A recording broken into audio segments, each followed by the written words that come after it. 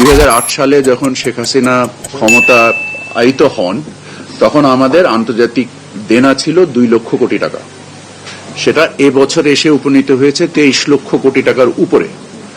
এই যে সামগ্রিক দায়, এই দায়ের জন্য আমাদের টাকার যে মূল্যমান কমেছে প্রায় 46 ভাগ। আপনি যদি দেখেন যে ওই 46 ভাগ মূল্য, আমি সবসময় যে কথাটা বলি যে আমাদের ব্যয় বা বিনিয়োগ হতে হবে, যে আমার ব্যয়ের উদ্বৃত্ত তৈরি করতে হবে। এবং আমরা এই ঋণ ভিত্তিক যে ব্যয়গুলো করেছি তা আমার আয় তৈরি করতে পারেনি।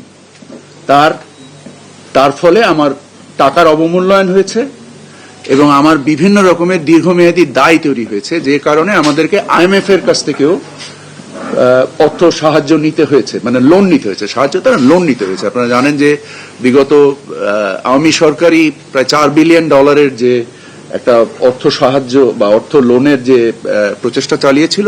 এই সামগ্রিকতার বিচারে শুধু যে পদ্মা সেতু তা না, এটা কর্ণফুলী টানেলও, এটা পদ্মা ব্রিজের যে রেল সেতু লাগানো হয়েছে, যে পায়রা বন্দর করা হয়েছে, যে জায়গায় মাত্র 4 মিটার ড্রাফট, ওইটা কি পোর্ট না ঘাট, এটাও একটা চিন্তার বিষয়।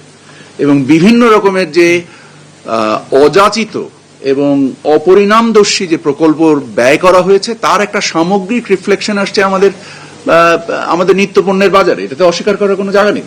এটার একটা গতিশীল প্রক্রিয়ায় যে IMF এর লোনটা বাংলাদেশে আসতে বাধ্য হয়েছে, কারণ আপনার যে অর্থনৈতিক বাস্তবতা যদি আপনি আজকে অস্বীকার করেন, যখন দেশের সমস্ত পণ্যের ব্যাংকিং সিস্টেম ডিস্ট্রয় হয়ে যাচ্ছে, অর্থনৈতিক যে সাগর পরিমাণ চুরি হয়েছে শ্বেতপত্রে, আপনারা কি সেটা দেখেন নাই?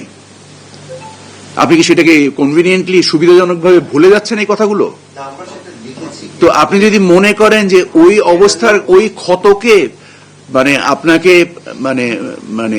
পূরণ না করতে পারলে, ওই ক্ষত নিয়ে চলতে গেলেও তো আপনার যে পরিমাণ লোনের দরকার ছিল সেটা ছাড়া তো আপনার উপায় নাই। অনেক প্রকল্প আছে যে প্রকল্পের কোনো 80% টাকা খরচ হয়ে গিয়েছে, কিন্তু প্রকল্পের কোনো প্রয়োজন নেই। কি করব? বন্ধ করে দিব?